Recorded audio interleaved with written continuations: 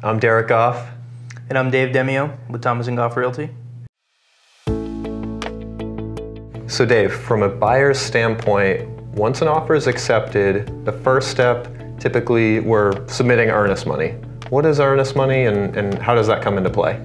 Sure, so earnest money is a term that you write into the contract, and it's a way for a buyer to communicate to the seller that they're serious about purchasing the property, and it's really the mechanism in which the seller will take the house off the market and put it as pending while you as the buyer work through your inspection period, gather information, and I guess really figure out whether or not you want to follow through with the purchase of the home. So how does the earnest money get submitted and who hangs on to it? Sure. So the earnest money is either going to get submitted via a paper check or electronically, and generally it's going to be held by one of the two agencies, whoever's either representing the buyer or the seller.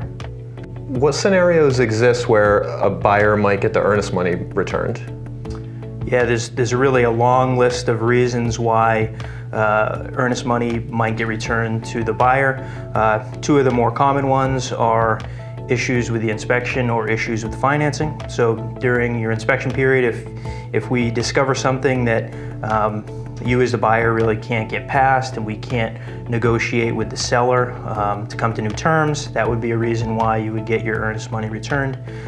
One of the other reasons would be if the financing falls through for any reason. So some of the common reasons might be the house doesn't appraise appropriately, or you as the buyer, maybe you lose your job or you have some impact to your credit and the financing is not available anymore. That would be another reason why you would get your earnest money returned to you.